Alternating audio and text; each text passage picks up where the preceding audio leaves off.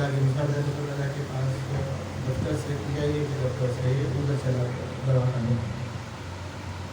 عبداللہ کے مصعب رحمۃ اللہ علیہ بیٹھے ہوئے تھے، وہاں سے پارٹی بھی بیٹھے ان کی عادت تھی کہ وہ ان کے ساتھ واپس آ جاتے، اگر یہ گئے ہوئے ہوتے تھے تو ان کے اسکوٹر پر بیٹھ کے پیچھے بیٹھ کے آ جاتے۔ تو دہلی گیٹ میں جو اگر آپ لوگ کوئی وہاں سے گزرے ہوں جو پھلوں کی اور سبزیوں کی دکانیں ہیں، پھل والے کے پاس رکے، اس کو پوچھا پھل کا، اس کو پوچھا کہ کس طرح ہے، اس نے کہا کہ آپ بیچتا تو میں یہ پاؤں، آپ بزرگ آدمی ہیں، آپ کے لیے میں یہ پاؤں دیتا ہوں۔ یہ خاموش ہو گیا، اس نے بھاؤ پوچھا، جس بھاؤ وہ کہہ رہا تھا کہ نہیں یار آپ وہی بات بھاؤ دے جو آپ بازار میں دیں، اس سے تھوڑا سا دیا اور واپس آ گیا۔ اب امام بشیر کہتے ہیں کہ مجھے میرے دماغ میں یہ بات ایک پھنس گئی کہ میں جن کا بیت میں نے تین سال رکھ رہا تھا، تو شریعت کی ان سے میں نے ہر چیز شریعت کے دائرے میں دیکھی ہے۔ یہ کیسے ہو سکتا ہے کہ وہ انہوں نے کیا یہ حدیث شریف نہیں ان کی نظر سے گزری، یا انہوں نے نہیں پڑھی، یا انہیں اس بات کا علم نہیں، اس بات کا میرا دل نہیں مانتا تھا کہ جب کوئی حدیث شریف یہ کہ دین میں مایا لیا کرو تو بحث مباحثہ کرتے ہیں، جب آپ کی چیز خریدتے ہیں تو آپ اس کا بھاؤ کریں۔ اس بارے میرے دماغ میں وہ بات پھنس گئی کہ سب رحمۃ اللہ کے ساتھ میں واپس گھر آ گیا۔ اچھا میرا یہاں پہ وہ آگے دوسرے بیٹھے تو وہ شام کے اذان ہو گئی تھی، نماز ہوئی، شیخ صاحب آپ تھک گئے ہوں گے، آپ گھر جا کے آرام کریں۔ ایسا بھی کبھی نہیں ہوتا کہ وہ آئیں اور انہیں کھانا نہ کھلائیں اور یا چائے نہ پئیں یا کچھ دیر بیٹھے نہ ان کے ساتھ اور پھر ان کو رخصت کرتے تھے۔ اس دن انہوں نے کہا کہ آپ تھک گئے ہوں گے، آرام کریں۔ مجھے کچھ دیر بیٹھ کے میں واپس آ گیا، لیکن میرے دماغ میں یہ چیز گھومتی رہی۔ امام بشیر کہتے ہیں کہ میری عادت یہ تھی کہ میں عشاء کی نماز کے بعد جب بھی میں سونے لگتا تھا میرے سامنے کچھ بکس پڑھی ہوتی تھی، میں کوئی بھی کتاب عادتاً اس کو پڑھ لیا کرتا تھا، ایک صفحہ دو صفحے یا جتنے بھی تمنا ہو۔ اب میں نے غیر ارادے کی وجہ سے ایک کتاب پکڑی، اسے کھولا، اب مجھے یہ پتہ نہیں تھا اس کا کون سا صفحہ، لیکن اس میں میرے سوال کا جواب یہ تھا کہ اس صفحے کے سب سے اوپر والی لائن پہ لکھا ہوا تھا کہ تم میں سے کچھ لوگ ایسے ہوتے ہیں جو اپنی بزرگی کا سودا نہیں کرتے۔ تب میرے دل میں ٹھنڈ پڑ گئی کہ یہ وہ لوگ جو اپنی بزرگی کا سودا نہیں کرتے۔ اس طرح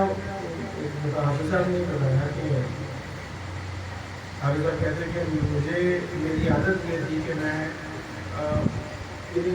جو کرامات ہیں وہ ظاہر ہونا چاہیے، حافظ صاحب کا خیال یہ تھا، حافظ صاحب بتایا تھا۔ لیکن ابا جی کہتے ہیں کہ ابا جی کا ایک طبیعت تھی وہ انتہائی خفیہ رکھنے والی۔ وہ کہتے ہیں کہ ایک دفعہ ابا جی تانجے والے سے گئے ہوئے تھے اور میں یہاں سے کالا شاہ ڈاکو کے نزدیک بزرگ تھے، ان کے بارے میں پتہ لگا کہ وہ بڑے پہنچے ہوئے ہیں، جو بھی آپ کی سمجھ وہ گئے وہاں پہ، شام ہو رہی تھی اور وہاں سے جب شام کے وقت پہ گاڑی اسٹارٹ کروں گیئر میں ڈالوں گاڑی بند ہو جائے۔ جب میں گاڑی اور انہوں نے ان کے خاتم نے مجھے باہر آ کے کہا کہ ان سے پہلے ان کے پیر صاحب نے کہا تھا کہ آپ یہاں سے چائے پی کے جائیں۔ آپ صاحب کہتے ہیں مجھے جلدی یہ تھی کہ شام ہو گئی تھی، میں چاہ رہا تھا کہ میں ابا جی کے گھر پہنچنے سے پہلے میں گھر پہنچ جاؤں، یعنی وہ تانجے والے سیٹ سے آ رہے تھے اور میں کالا شاہ ڈاکو سے گاڑی پہ گیا تھا، میرا خیال تھا میں ان سے پہلے پہنچاؤں، نہ پہنچ سکا ہوں، میں گاڑی گیئر میں ڈالوں گاڑی بند ہو جائے۔ ان کے اندر سے خادم نے آ کے کہا کہ ہمارے پیر صاحب کہہ رہے ہیں جب تک آپ چائے نہیں پئیں گے آپ کی گاڑی نہیں چلے گی۔ کہتے میں خیر اندر گیا اور میں تھوڑی سی چائے پلائی، میں چائے پی کے گاڑی میں اسٹارٹ کی، گیئر میں ڈالی، گاڑی ٹھیک چل گیا آگے۔ اب جب میں گھر واپس آیا تو آگے لگا وہ آ چکے ہوئے تھے، حجرے میں بیٹھے ہوئے تھے، خیر وہ بیٹھے جمعے کا دن تھا، جو بھی لنگر کا معاملہ تھا وہ ختم ہوا۔ رات کو جس وقت میں ان کی وہ ٹانگیں اپنا سر دوبارہ تھا تو حافظ صاحب کہتے ہیں کہ میں نے ان سے کہا کہ وہ چھوڑا جی دنیا کہاں سے کہاں چلی گئی، سارا معاملہ اس طرح ہے، تو آپ نے تو آج دیکھا ہی اس نے، تو یہ تو کوئی بات نہیں۔ حافظ صاحب بتاتے ہیں کہ بڑی مسکراہٹ صاحب میں تمہیں عمل بتا دیتا ہوں، تم 30 دن کا عمل کرو، دنیا تمہارے آگے پیچھے ہوگی لیکن قبر میں فائدہ نہیں ہوگا، اس بات کا قبر میں کوئی فائدہ نہیں ہوگا۔ یہ اپنے عمل کے محتاج ہے،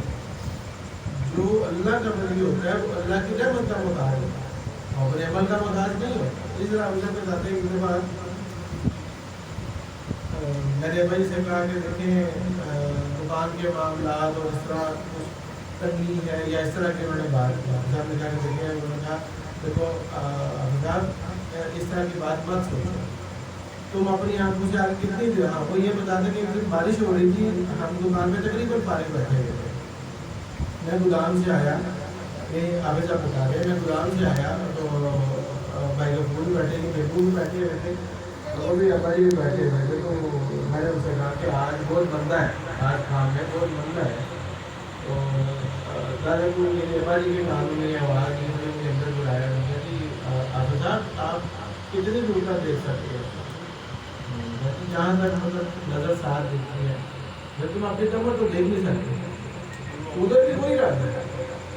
جو تمہاری آنکھوں کے آگے دکھا رہا ہے تمہارے پیچھے بھی وہی رہتا ہے. اللہ پہ بھروسہ کرو,